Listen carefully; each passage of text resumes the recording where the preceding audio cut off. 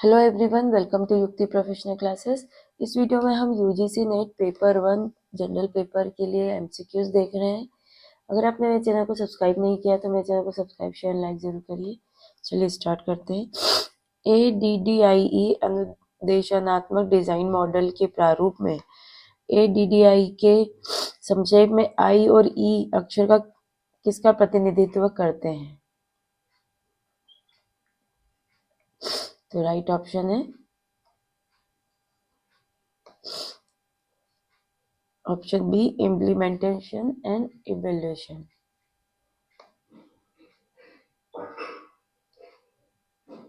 तो यहाँ ए जो स्टैंड करता है एनालाइजिंग के लिए करता है, डी डिजाइन के लिए, फिर एक और जो डी है वो डेवलपमेंट, आई इम्प्लीमेंटेशन और ई इवेल्युएशन। मतलब सबसे पहले विश्लेषण में समस्या की पहचान, डी डिजाइन से संपूर्ण रेखा निर्माण करना, फिर डेवलपमेंट जो डी है उसका है उत्पाद का निकाय, और आई इम्प्लीमेंटेशन मतलब क्रियान्वयन जो है प्रशिक्षण देना, ई इवेल्युएशन मूल्यांकन प्रशिक्षण का मूल्यांकन। नेक्स्ट है, ऑनलाइन कक्षाओं में भाग लेने वाले छात्रों को एक शिक्षक द्वारा पढ़ाया जाता है। पाठ के बाद शिक्षक उन छात्रों के द्वारा देखी जाने योग्य पठन सामग्री, ई सामग्री, पावर पॉइंट प्रस्तुति आदि को शामिल करना चाहते हैं। शिक्षक कौन सा विकल्प चुनेंगे? तो जो शिक्षक विकल्प चुनेंगे, शिक्षा प्रबंधी प्रणाली, लर्निंग मैनेजमेंट सिस्टम, LMS। तो ये एक शिक्षण प्रबंध प्रणाली है जो एक सॉफ्टवेयर पर आधारित है और ये SaaS प्लेटफॉर्म पर आधारित होता है। ये प्रशासन, रिपोर्टिंग और स्वचालन और शैक्षणिक पाठ्यक्रमों और प्रशिक्षण कार्यक्रमों, सामग्रियों या सीखने और विकास कार्यक्रम के वितरण के सहयोग प्रदान करता है।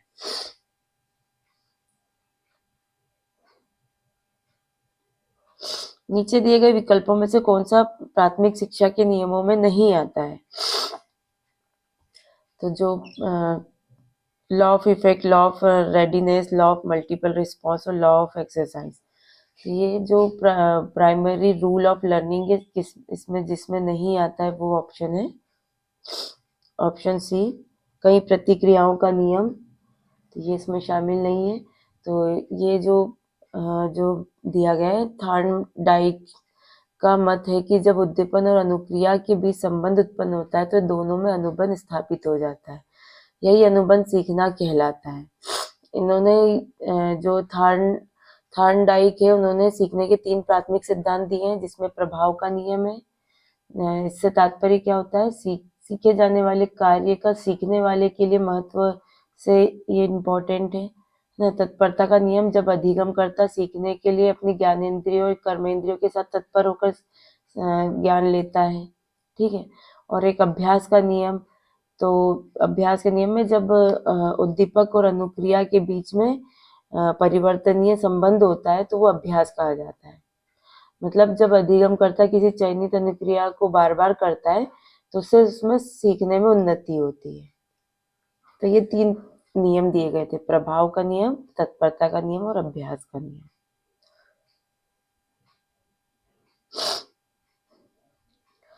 तो नीचे दिए गए कथन है कि प्रोजेक्ट विधि का सबसे अच्छा संबंध जॉन डेवी के दर्शन से है। कथन 2 है, प्रोजेक्ट विधि की ताकत सामाजिक भागीदारी में है। तो यहाँ राइट ऑप्शन है, दोनों कथन सही है। तो जो प्रोजेक्ट विधि है वो जॉन डेवी द्वारा विकसित किया गया था और ये व्यवहारिकता के दर्शन पर आधारित है ना। और इस परियोजना विधि में जो सामाजिक प्रतिभागिता की प्रबलता में निहित है ये, ठीक है। और इसके अंतर्गत क्या क्या आता है? परिस्थिति प्रदान करना, प्रोजेक्ट का चयन, प्रोजेक्ट बनाना, योजना का क्रियान्वयन, मूल्यांकन। इसलिए दोनों कथन सत्य है।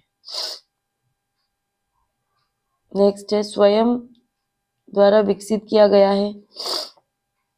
मतलब undergraduate educational programme course जो है वो स्वयं द्वारा विकसित किया गया है। तो स्वयं ने कौन कौन से अंडर ग्रेजुएट जो है पूर्व स्नातक शैक्षिक कार्यक्रम जो है स्वयं ने उसको डेवलप किया गया है। तो इसमें से जो राइट ऑप्शन है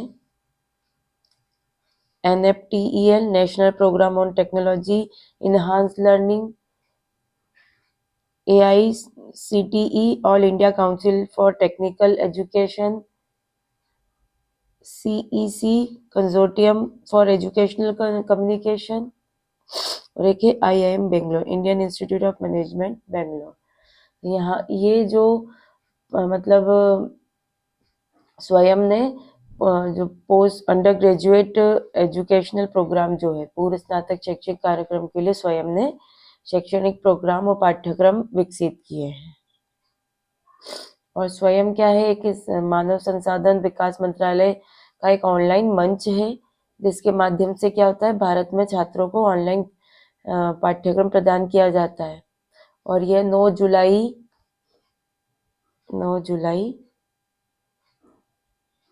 2017 को लॉन्च किया गया था।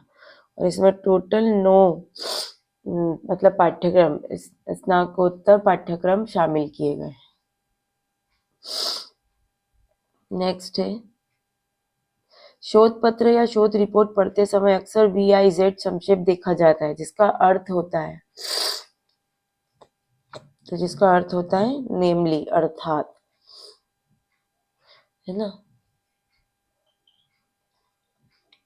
नेक्स्ट है, एक छात्र विश्वविद्यालय में PhD थीसिस जमा करता है। जांच के बाद पाया जाता है कि उसकी थीसिस में 35% समानता की सामग्री है।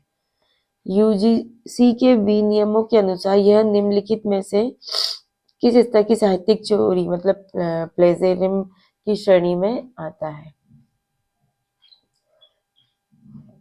तो ये लेवल 1 की कैटेगरी में आता है।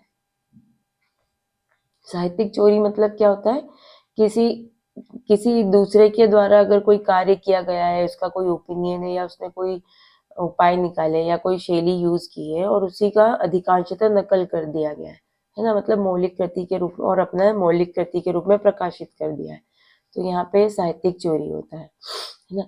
शून्य स्तर में 10% तक का समानता होती है। जो 0 लेवल है इसमें 10% तक होता है, तो यहाँ कोई दंड नहीं दिया जाता है।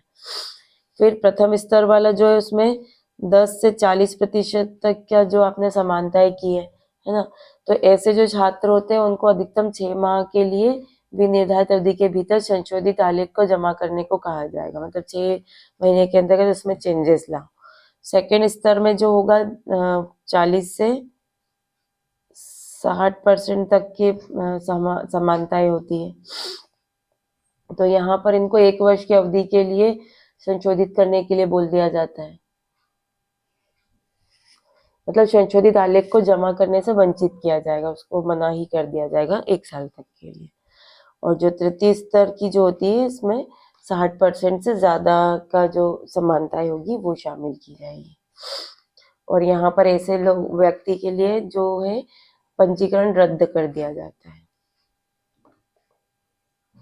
चलिए नेक्स्ट है, उस शोध पत्र का हिस्सा जो जांच किए जाने वाले क्षेत्र का अवलोकन और शोधकर्ता के अनुमानित परिणामों के बारे में जानकारी प्रदान करता है, उसे क्या कहा जाता है?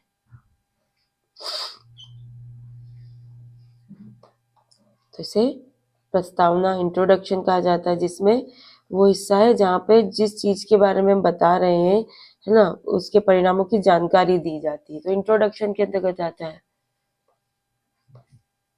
तो यहाँ ब्रीफ उसका इंट्रोडक्शन देते हैं, उसके बारे में उल्लेख करते हैं। एक अध्ययन जिसमें प्रतिभागियों के एक समूह को का एक निश्चित समयावधि के दौरान निरीक्षण और मापन किया जाता है, उसे क्या कहा जाता है?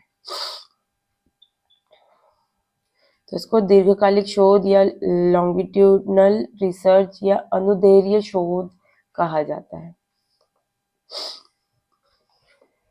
मतलब इसका तात्पर्य कि शोध विधि ऐसी शोध विधि से होता है जिसमें जो पार्टिसिपेंट है ना, जो प्रतिभागी है, या विषय वस्तु को कई अलग अलग समय काल में परीक्षण किया जाता है। इस प्रकार के शोध अधिकांशतः चिकित्सा और वनस्पति विज्ञान के क्षेत्रों में अधिक उपयोगी होता है, और जहाँ पर प्रतिभागी का उपचार के पश्चात अलग अलग समय पर परीक्षण किया जाता है। मतलब एक कोई टारगेट है, मतलब एक कोई ग्रुप है, उसको क्या कर दिया गया है कि एक समय पे, अलग अलग समय पे उस चीज को मेजर करना है, ऑब्जर्व करना है और उसके क्या परिणाम आते हैं इसकी जांच करना है। तो ये अनुदैर्घ्य शोध कहलाता है या दीर्घकालिक शोध कहलाता है। कथन 1 में दिया है, गुणात्मक घटनाओं के मामले में हमारे पास एक या एक से अधिक गुणों की उपस्थिति या अनुपस्थिति के आधार पर डेटा होता है। कथन 2 बोलता है, कथन 1 में उल्लेखित इस प्रकार के डेटा के साथ नमूना वितरण द्विपद प्रायिकता वितरण का रूप ले सकता है। तो इसमें से सही बताना है कि दोनों कथन सही है, दोनों गलत है, पहला सही है दूसरा गलत है, और पहला गलत है दूसरा सही है। तो यहाँ राइट ऑप्शन जो है दोनों ही सही है। तो जो गुणात्मकता में जो एकत्रित किया जाता है, परिघटना में एक डाटा एकत्रित किया जाता है, वो बहुत आयामों और अलग अलग विशेषताओं के आधार पर चयनित किया जाता है। इस कारण से गुणात्मक शोध के प्रतिदर्श के जो सैंपलिंग है, चयन के लिए द्विपदीय प्रायिकता वितरण का भी प्रयोग किया जाता है। नेक्स्ट है, हर समाज संचार के कारण अधिकांशतः फिल इन द ब्लैंक्स की भावना को दर्शाता है। तो यहाँ पे जो आएगा सामान्यता,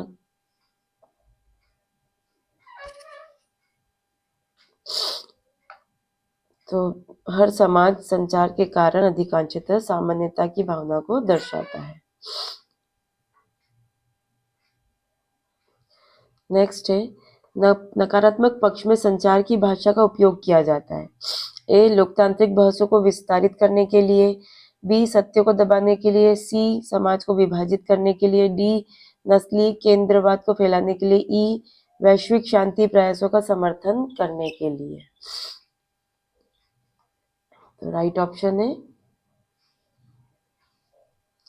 सत्य को दबाने के लिए। नकारात्मक पक्ष में संचार की भाषा का उपयोग किया जाता है सत्य को दबाने के लिए, समाज को विभाजित करने के लिए, और डी है जो मतलब प्रजाति केंद्रिता को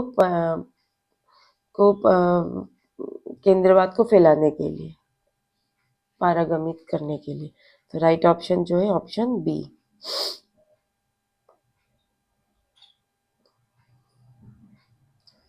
नेक्स्ट है, कथन फर्स्ट कहता है संप्रेक्षण संस्कृति और शक्ति अंतः संबंधित होते हैं।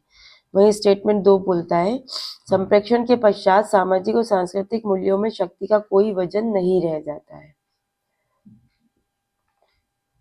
तो यहाँ पर जो स्टेटमेंट फर्स्ट है ये तो सही है, संप्रेक्षण संस्कृति और शक्ति अंतः संबंधित होते हैं, लेकिन जो स्टेटमेंट सेकंड है वो रॉन्ग है। तो संप्रेक्षण संस्कृति और शक्ति अंतर संबंधित होते, क्योंकि संप्रेक्षण में ही वह माध्यम है जो क्या करता है, संस्कृति, विचारों और भावनाओं एवं ज्ञान को एक पीढ़ी से दूसरी पीढ़ी तक हस्तांतरित करता है। कम्युनिकेशन के माध्यम से ही हम किसी हमारी संस्कृति को, विचार को, भावनाओं को, ज्ञान को आगे बढ़ा सकते हैं, है ना। एक जनरेशन से दूसरे जनरेशन तक पहुंचाया जा सकता है, और इसके कारण ही सामाजिक और सांस्कृतिक मूल्यों में शक्ति का प्रभाव बढ़ जाता है। तो इस हिसाब से जो स्टेटमेंट दूसरा है ना वो रॉन्ग होगा।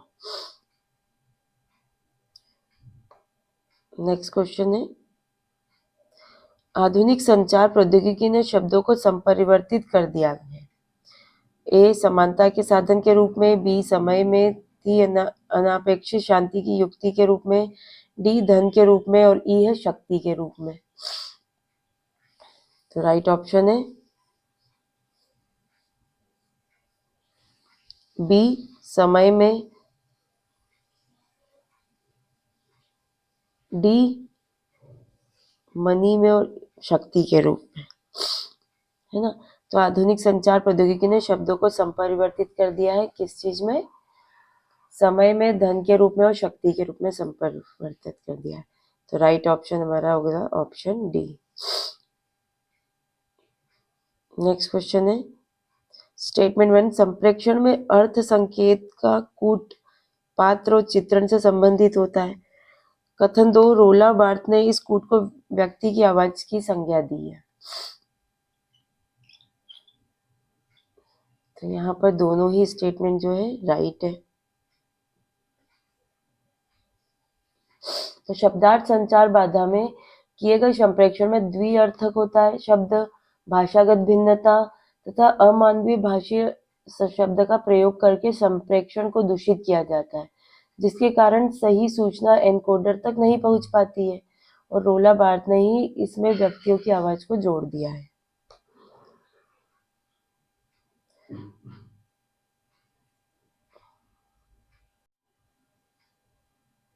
चलिए आज के लिए इतना ही, मिलते हैं नेक्स्ट वीडियो में। Thank you.